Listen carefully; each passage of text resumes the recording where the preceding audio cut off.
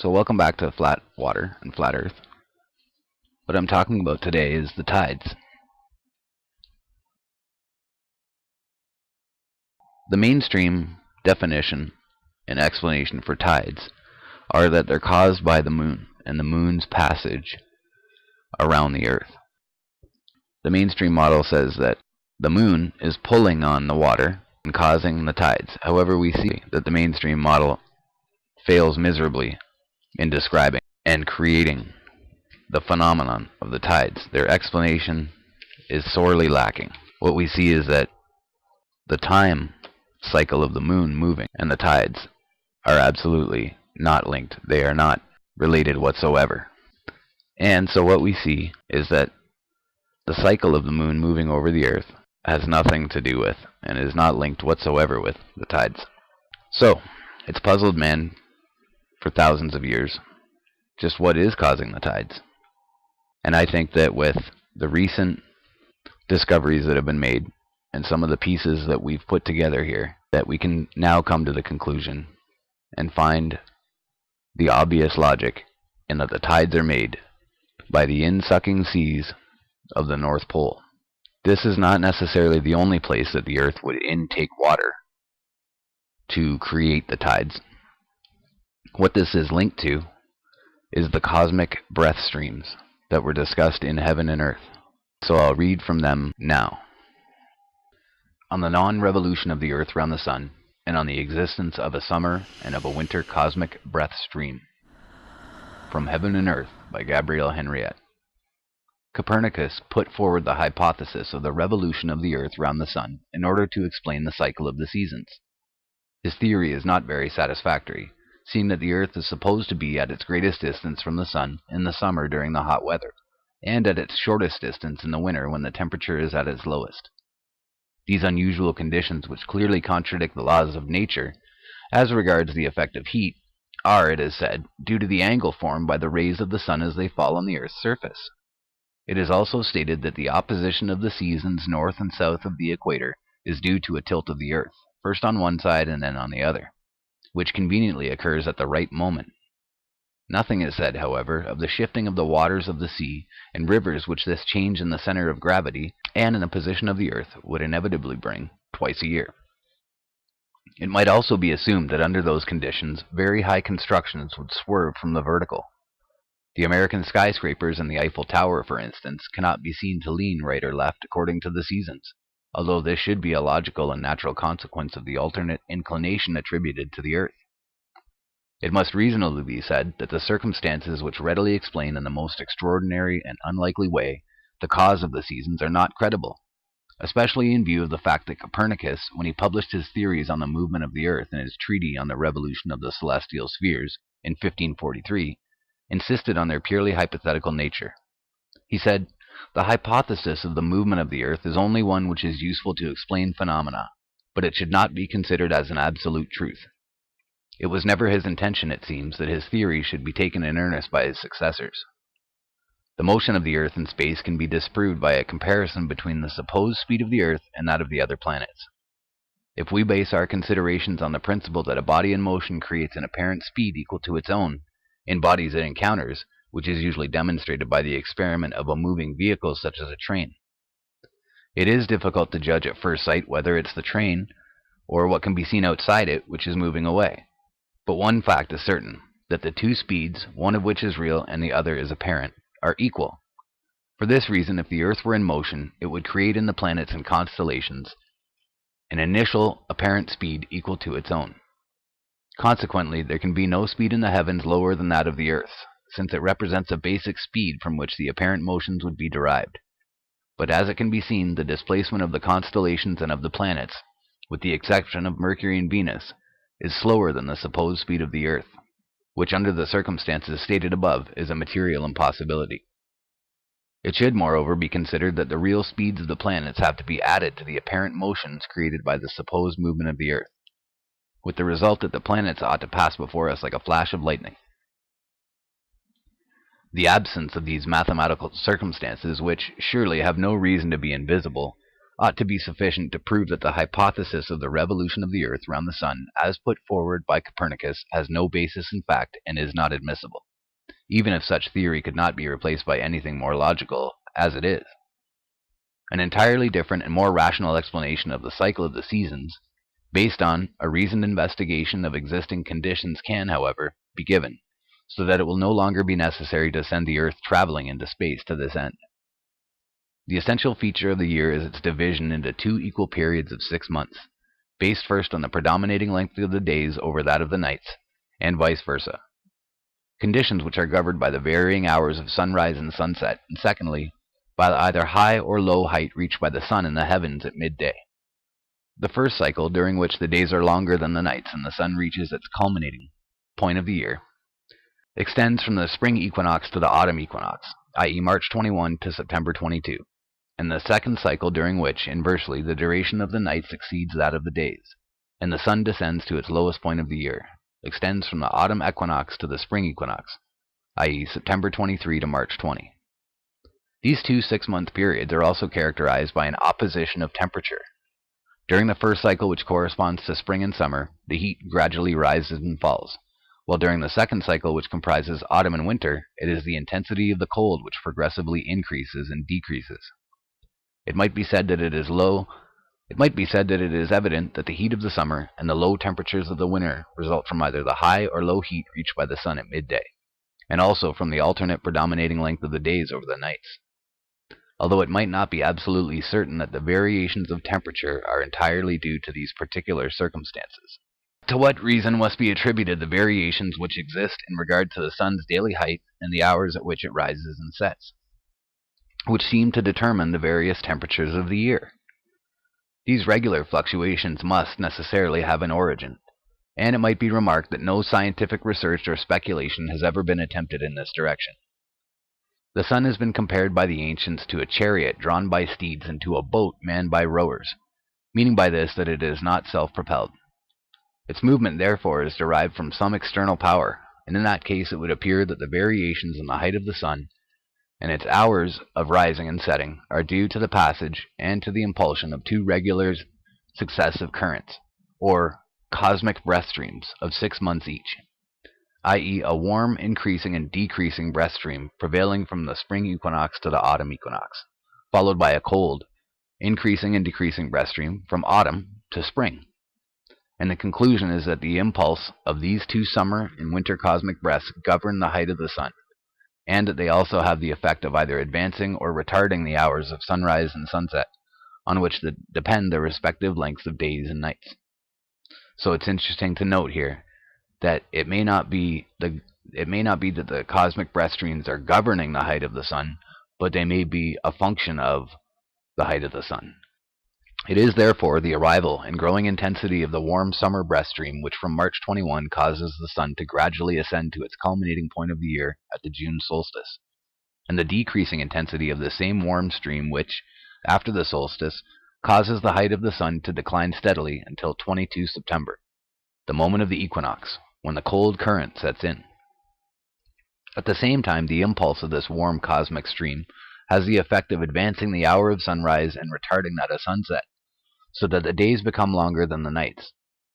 On the other hand, it is the arrival and growing intensity of the cold winter breath stream about the 23rd September which causes the sun to further descend to its lowest point of the year at December solstice, and the decreasing intensity of this cold breath which, after the winter solstice, causes the sun to rise again until 21 March, when the warm breath takes over.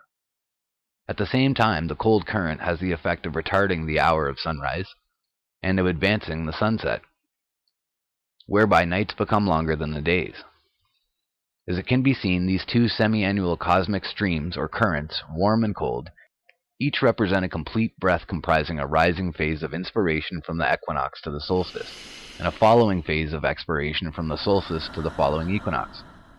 And it's these 2 double phases of a duration of 3 months each, controlling the daily height of the sun and the hours of its rising and setting, which causes the 4 seasons.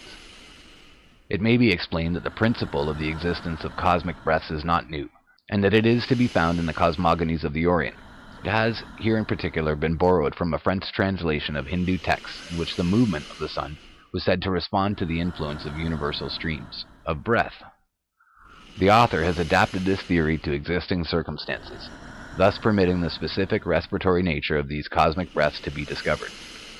This fact is completely demonstrated apart from the obvious parallel of the phases of inspiration and expiration rhythmically governing the lengths of days and nights and the height of the sun, by a comparison with another factor, which is the pause existing between inspiration and expiration.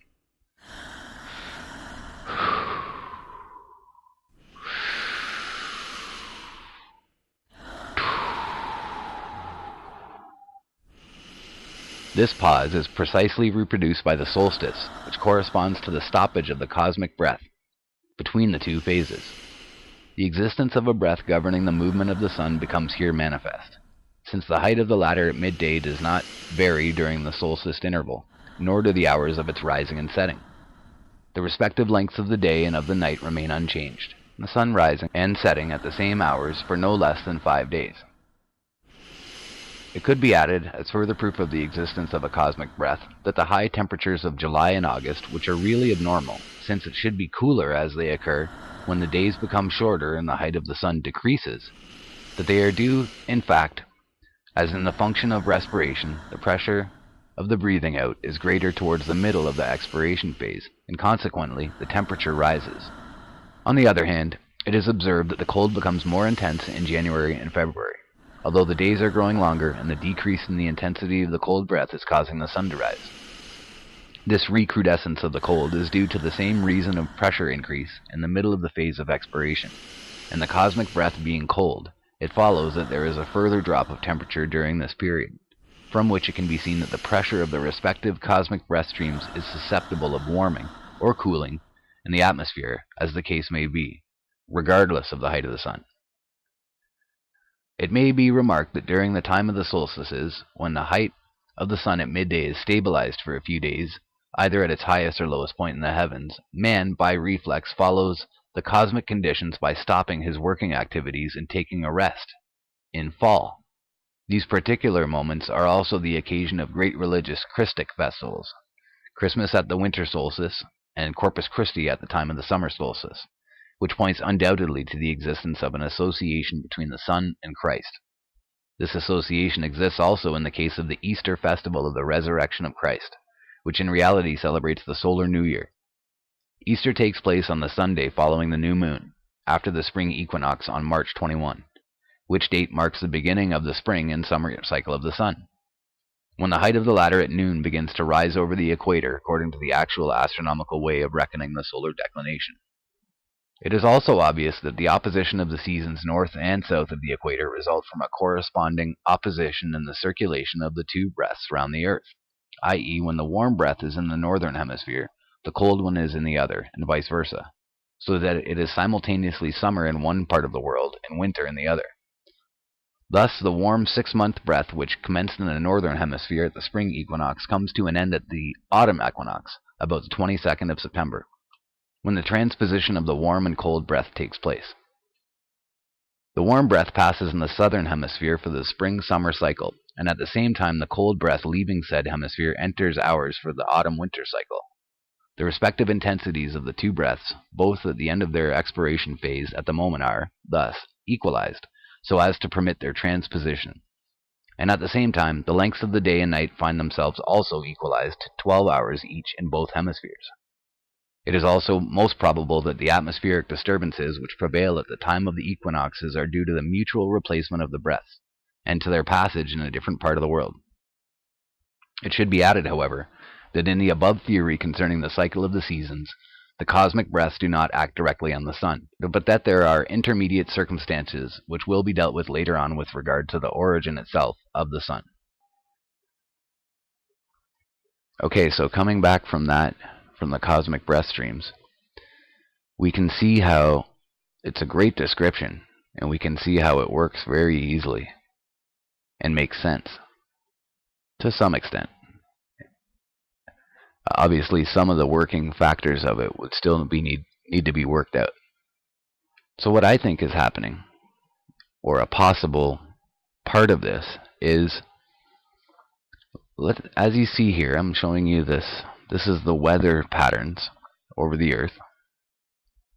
see how on the outside here, which would be the southern latitudes, it's moving in this direction, but in what we call the northern latitudes, really the central latitude, the central ring of the Earth, we see that the weather is moving in this direction. It's moving the opposite way. So this again ties in with those breath streams that she's talking about.